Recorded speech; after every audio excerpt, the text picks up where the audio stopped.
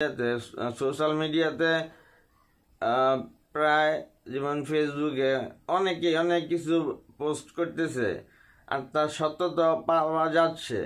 এই মানুষগুলোকে আপনি এতদিন ধরে আপনার কত সাহায্য সহযোগিতা, কত টাকা, কত কামিং আপনি করে দিচ্ছেন, তারা করল বেইমানি। নেত্রী মীর জাফর কিন্তু নবাব সিরাজউদ্দৌলার প্রধান সেনাপতি ছিল, সেই বেইমান। আপনার সাথে যারা আপনাকে এই নিয়ে বিনিয়ে কত পদের একদম আসমানে তুলে ফেলে আপনাকে প্রশংসা করতে করতে, এগুলি হলো সত্যিকারের চামচা। আমি এগুলি পারি না, আমি পারবো না। নেত্রী, আমি যদি ইনশাল্লাহ কোনো একদিন কোনো একটা ভালো পদে আমি যেতে পারি, আমি বাংলাদেশটাকে পাল্টে দেবো ইনশাল্লাহ। আর এটার পাল্টানোর প্রথম পদক্ষেপ হবে প্রত্যেকটা নাগরিক, প্রত্যেকটা ছেলেমেয়ে ক্লাস 1 থেকে ক্লাস 10 পর্যন্ত কোরআন শরীফের সর্বশেষ পারা 30 পারা, ওই 30 পারা সম্পূর্ণভাবে অর্থসহ মুখস্থ করা বাধ্যতামূলক করা হবে। কারণ একমাত্র ইসলাম, একমাত্র কোরআনই পারে দুনিয়াতে শান্তি, আখিরাতে মুক্তি দেওয়ার সর্বোত্তম একটা নাম আল কোরআন। কোরআনের 30 পারা যাদের মুখস্থ আছে, তারা এই মেধার ভিত্তিতে যদি কোরআনের 30 পারা মুখস্থ থাকে, তারা কোনো কলেজে, স্কুলে, মাদ্রাসায় তারা চান্স পাবে। বরং এমনকি যদি চাকরিতেও যায়, যারা 30 পারা কোরআন শরীফের লাস্টে 30 পারা মুখস্থ করা থাকে সহি শুদ্ধভাবে, যে কোনো চাকরি, সরকারি চাকরি হোক আর বেসরকারি চাকরি হোক, যে কোনো চাকরিতে ইন্টারভিউ দিতে গেলে এই 30 পারা সারা বাংলাদেশের সবাইকে মুখস্থ করা বাধ্যতামূলক করা হোক। যদি কোরআনের 30 পারা মুখস্থ করা বাধ্যতামূলক করা হয়, আর যদি 30 পারা কোরআনের 30 পারাটা কোনো সবাই মুখস্থ করে ফেলে অর্থসহ, তাহলে এই দেশের ভিতর আল্লাহর পক্ষ থেকে আসবে অনেক সফলতা, নিয়ামত, বরকত, পরিপূর্ণ হয়ে যাবে টাকা পয়সা সম্পদ দিয়ে। এই সোনার বাংলা আসলে সত্যিকার সোনার বাংলা হিসেবে গঠিত হবে। আপনি নেত্রী এই 30 পারা কোরআন শরীফকে, 30 পারাটা হলো ছোট ছোট সূরা, এই সূরাগুলো আপনি তাদেরকে মুখস্থ করার জন্য সরকারিভাবে আপনি আইন ইনশাল্লাহ তৈরি করবেন। একটা ছেলে, একটা মেয়ে ক্লাস 1 থেকে যদি ক্লাস 10 পর্যন্ত পড়াশোনার ভিতর এই কোরআনের 30 পারাকে মুখস্থ করতে চায়, এটা কিন্তু কঠিন কিছু না, সামান্য ছোট্ট একটা বিষয়। এখন যারা একদম হাফেজ, হ্যাঁ, তাদের মূল্যায়ন থাকবে সবচেয়ে বেশি। আর হাফেজদের মূল্যায়ন এই কারণ হবে, তারা পুরা আল কোরআনুল মাজিদকে সম্পূর্ণ মুখস্থ করেছে। আর এই কোরআনের ভিত্তিতে যদি আমরা আগামীতে ভবিষ্যৎকে পরিচালনা করতে চাই, কোনো মূর্খ দিয়ে না, কোনো অনভিজ্ঞ, দক্ষতা নাই সাংগঠনিক ওই মানুষ দিয়ে না, দক্ষতা থাকতে হবে। 30 পারা কোরআন শরীফের লাস্টের পারা 30, এই 30 পারা প্রত্যেকটা নাগরিকের জন্য সরকারি আইন হিসেবে গণ্য করা হবে যে বাধ্যতামূলক এই 30 পারা কোরআনের শেষ পারা 30, এই 30 পারা মুখস্থ করতে হবে। তাহলে আপনার সর্বদিক দিয়ে চাকরি থেকে শুরু করে সর্বকাজে যারা এই কাজ 30 পারা মুখস্থ করবেন, তারাই সর্বপ্রথম অগ্রাধিকার পাবেন প্রতিটি সেক্টরে, প্রতিটি কাজে, প্রতিটি কর্মে।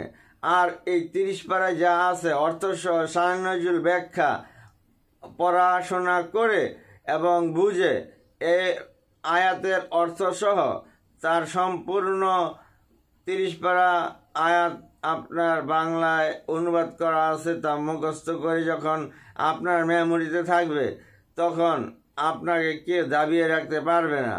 আর আপনি হয়ে উঠবেন আল্লাহর রাসূল, আমার নবী হযরত মুহাম্মদ সাল্লাল্লাহু আলাইহি সাল্লাম, এবং আমার আল্লাহ খুশি হয়ে যাবে।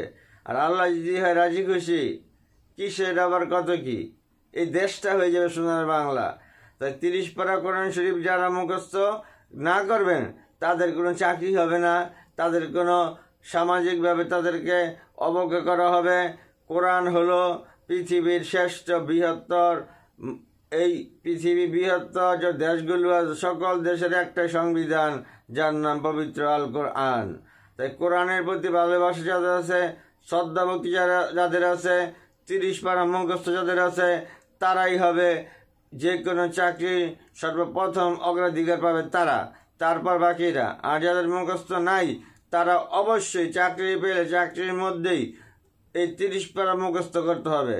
আর এই দেশকে পাল্টে দিতে হলে আমার এই কথাগুলো, কোরআনের প্রতি এই কথাগুলো অবশ্যই কাজে লাগবে। আর আমি এটা ইনশাল্লাহ যদি সুযোগ পাই আমি বড় কিছু হওয়ার, তা আমি পরিপূর্ণভাবে তা করে যাব ইনশাল্লাহ।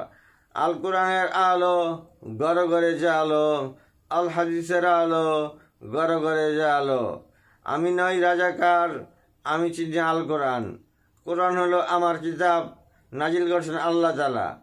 আল্লাহ তাআলা নাজিল করছেন নবী আমার মুহাম্মদ সাল্লাল্লাহু আলাইহি সাল্লাম। আর জীবনে আর কিছু চাইবা না পাই, যদি কখনো ক্ষমতা পাই, ইনশাআল্লাহ কোরআনের আলোকে পাল্টে দিব বাংলাদেশ, হবে নবগঠিত হবে নতুনভাবে যুবকদের নিয়ে আগামী স্মার্টার বাংলাদেশ, শেখ হাসিনার বাংলাদেশ।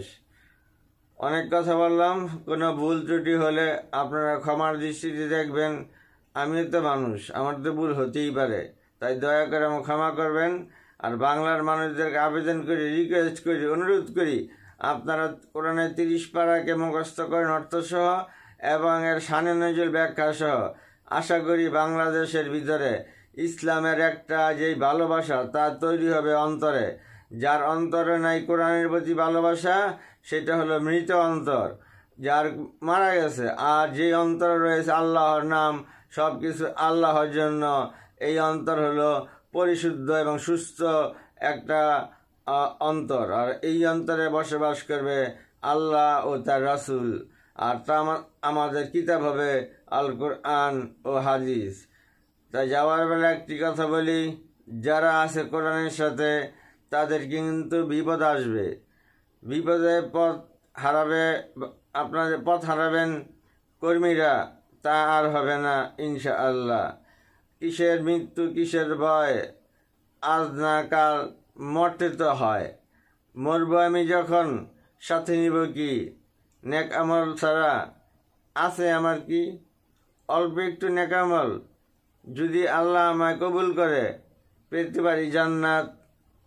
আর সারা জীবন করলাম আমি আল্লাহর ইবাদত, কবুল করল না আল্লাহ, তার স্থান হইল জাহান্নাম। তাই আল্লাহর কাছে দয়া করি আমরা জান্নাতে ছিলাম, আবার জান্নাতে ফিরে যেতে পারি। আমাদের সবাইকে সুস্থ রাখেন, নেক আমল করার তৌফিক দান করেন এবং বাংলাদেশের প্রতি খাস রহমত নাজিল করে বাংলাদেশের মুসলমানদেরকে কোরআনের প্রতি শ্রদ্ধা ভক্তি, চাকরির ক্ষেত্রে প্রত্যেকটা সেক্টরে কোরআনের 30 পারা হবে।